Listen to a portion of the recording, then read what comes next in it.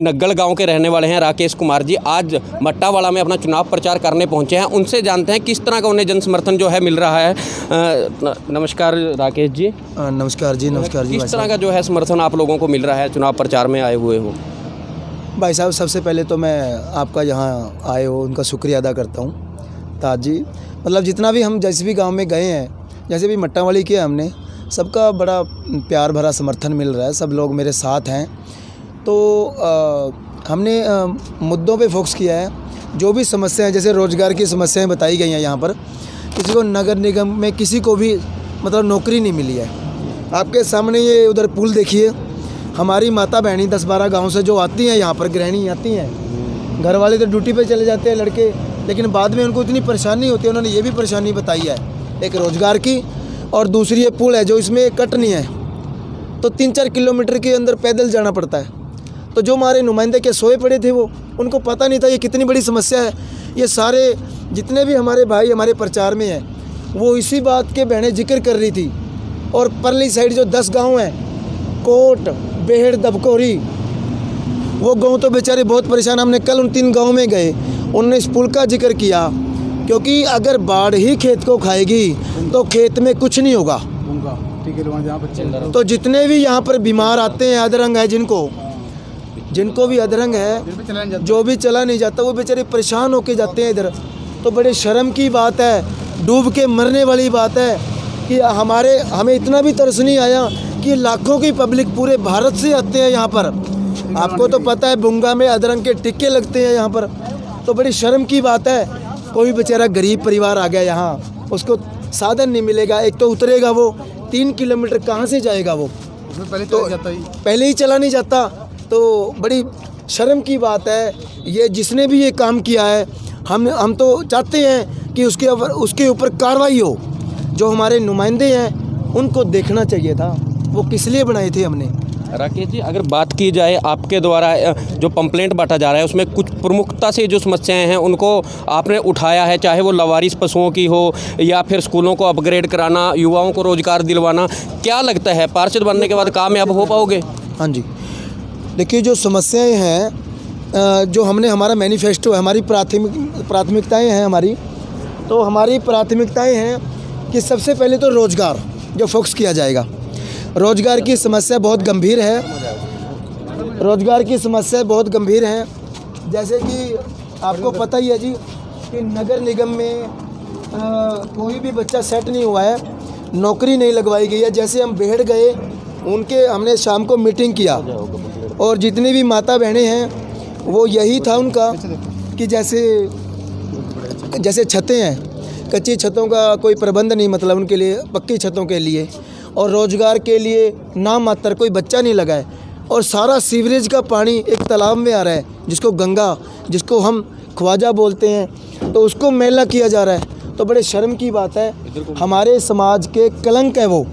अगर कोई हमारा नुमाइंदा ऐसा करता है ना, तो हम तो चाहते हैं, बनाया तो हमें उनको समाज की भलाई के लिए था, लेकिन उन्होंने काम क्या किए?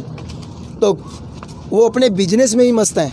अगर काम नहीं है तो, क्योंकि इलेक्शन में अगर कोई खड़ा होता है, जनता उसको चुनती है, तो वो सेवा के लिए आना चाहिए, उसको व्यापार के लिए नहीं आना चाहिए। अगर टाइम नहीं है तो क्यों आपके अलावा भी यहाँ से कांग्रेस, भाजपा व आज़ाद एक और निर्दलीय प्रत्याशी हैं। किस तरह से लगता है, किससे मुकाबला मान के चल रहे हो?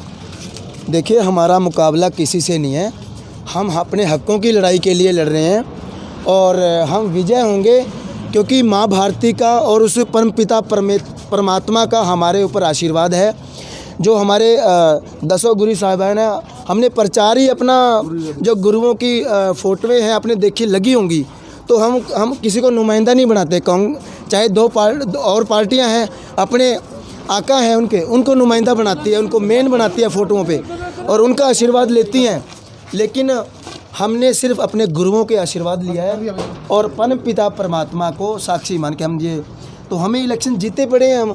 हमने कहा है हम समस्याओं का समाधान कराएं, पर कुंजी अगर हमें वार्ड नंबर 20 के मेरे भाई क्षेत्र के लोग अगर मुझे ज़्यादा से ज़्यादा जन समर्थन कर रहे हैं, अगर ऐसे ही चलता रहा, तो भगवान का, परमपिता परमात्मा का आशीर्वाद है कि हम अवश्य जीतेंगे। अगर आपकी वार्ड की बात की जाए, वार्ड नंबर 20 की आपने एक बहुत बड़ी जो समस्या है अपने मैनिफेस्टो में लिखी है। आपने लिखा है कि वार्ड नंबर 20 को अवैध कब्जों से मुक्त कराया जाएगा। किस तरह के ये अवैध कब्जे हैं? किन अवैध कब्जों से आप मुक्त कराने की बात कर रहे हो? देखिए ताज जी, वैसे आपको पता है, आप चौथा स्तंभ हो मीडिया में, वैसे आप भी पहले लगाते रहे हो खबरें, वो आप भली भांति जानते हो कि अवैध कब्जे क्या होते हैं। अवैध कब्जा देखिए, कुछ लोग जिनकी मनोवृत्ति ख़राब होती है और उनका कब्जे, उन्होंने कुछ गाँव में कब्जे कर रखे होते हैं। जैसे मान के चलो कोई अवैध कोई खनन कर रहा है, वो यहाँ से नहीं है, हमारे 10-11 गांव के बड़े प्यारे लोग हैं, उनका कोई हाथ नहीं है इसमें। लेकिन बाहर से आके जो बड़े बड़े भूमाफिया हैं, बाहर के लोग, हमारे 11-12 गांव के लोग बहुत ही शांत हैं, बहुत ही बढ़िया लोग हैं, उन्होंने कोई गलत काम नहीं करते।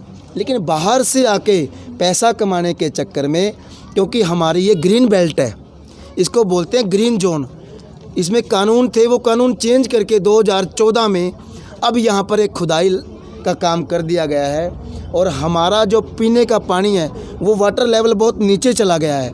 बड़े शर्म की बात है, हमारे यहाँ आवाज़ बहुत उठाई गई है आसपास के गांव ने, लेकिन उनको उसी केस में अंदर करा दिया गया है। रत्तेवाली में आपने सुना ही होगा कि कितना बड़ा यहाँ पर हादसा हुआ है। तो मेरा तो कहने का ये मतलब है कि कल को हमें पानी भी नसीब नहीं होगा अगर हम आज नहीं जागे। तो मैं तो सभी भाइयों से, आपके माध्यम से, आप भी बड़े अच्छे परिपक्व हो, चौथे स्तंभ, आप मीडिया में काफ़ी सालों से काम कर रहे हो, आपको नहीं लगता कि उस टाइम 200 फुट पे वाटर लेवल था और आज 500 से 600 फुट पे चला गया है? कल को भाई दिवे पानी ना मिला हमें, हम नहरों से तो पानी नहीं पी पाएंगे ना, हमारे यहाँ तो नीचे खुदाई से ही पानी मिलता है। तो ये समस्याएं आज की नहीं है, ये भूमाफिया बाहर के लोग हैं, हमारे बड़े शांतिप्रिय लोग हैं। चैनल के माध्यम से आप अपने जो वार्डवासी हैं, 20 वार्डवासी, जिसमें 12 गाँव जो मुझे जानकारी मिली है आते हैं, क्या निवेदन करना चाहोगे? देखिए, जो मेरे 20 नंबर वार्ड के जो लोग हैं, जो मेरे भाई हैं, जो बड़े हैं, मेरे बुजुर्ग और माताएं हैं, बराबर के हैं, मेरी बहन भाई हैं और छोटे हैं मेरे बेटा बेटी हैं, मैं उनसे एक ही निवेदन करना चाहूँगा कि जो लोग आपसे वोट मांग रहे हैं, वो किस नाम से वोट मांग रहे हैं? वो कहते हैं कि हमने विकास किया है, क्या खाक विकास किया है? ना ही सीवरेज की व्यवस्था सही है, ना ही रोज़गार दिलवाए हैं। कहते हैं रोज़गार दिलवाएंगे, अब कब दिलवाएंगे जी? 40 साल हो गए, नुमाइंदे को बनाए हमने 7 साल हो गए, कहाँ गए वो अवैध का? अब अपना मैनिफेस्टो शो कर रहे हैं, क्या पहले उनकी आंखें बंद थी? क्या वो सोच नहीं सके, उनमें दिमाग नहीं था? जब उनको लगता है कोई लड़का या कोई किसी गांव का लड़का या कोई गरीब का लड़का आगे आ रहा है, तो अब हम मैनिफेस्टो बनाएंगे, हम ये कराएंगे, तो उनको मतलब उन पे इलीगल इल्ज़ाम भी लगाए जाते हैं। वार्ड वासियों से अपने चुनाव चिन्ह को लेकर आप क्या कहना चाहोगे? मैं वार्ड वासियों से चुनाव चिन्ह के लिए कहना चाहूँगा कि आप भारी मतों से जहाज़ पे मोहर लगाएं, ताकि अपने भाई राकेश कुमार नग्गल, मेरा जो चुनाव चिन्ह है हवाई जहाज़, भारी मतों से विजय मनाए। मैं आपके हकों की लड़ाई लड़ूंगा, आपके लिए नगर निगम में ज़्यादा से ज़्यादा रोज़गार मुहैया कराऊंगा। बेटे और बेटियों के लिए मैं शिक्षा और रोज़गार के समान अवसर उपलब्ध कराऊंगा और लड़कियों को आत्मनिर्भर बनाने के लिए उनके जूडो कराटे वगैरह की ट्रेनिंग कराएंगे। 9th क्लास से बच्चों को पता नहीं होता उनको भी किस फील्ड में जाना है, शहरों की तरह उनको ट्रेन करवाएंगे। हर गांव में एक ट्रेनर होगा, काउंसलर होगा।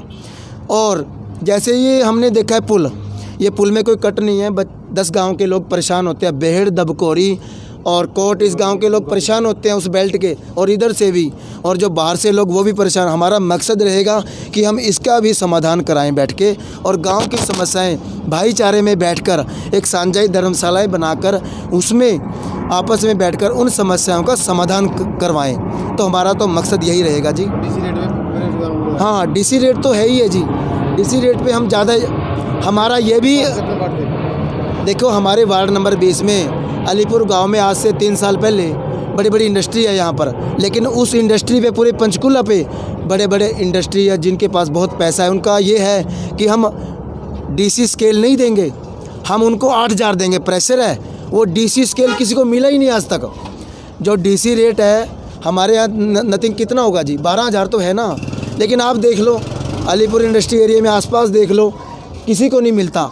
कोई सारे गुलाम हो चुके हैं, इंडस्ट्री के पूंजीपतियों के गुलाम हो चुके हैं। हम तो चाहते हैं अपने गरीब भाइयों की, देखो सब लोग गरीब, देखो हर आदमी काम करता है, धंधा करता है, उस धंधे का उसको हर वर्ग परेशान है। आपको पता है पहले किसान तो परेशान कर ही दिया है, और आपको पता है उससे पहले किसने परेशान किया, कोई काम नहीं किया। तो मैं मुंह से नहीं बोल सकता क्योंकि ये कहना गलत हो जाएगा। तो प्लीज़ मैं तो यही कहूँगा कि इनके बहकावे में नहीं आना, ना ही किसी भी पार्टियों के किसी भी।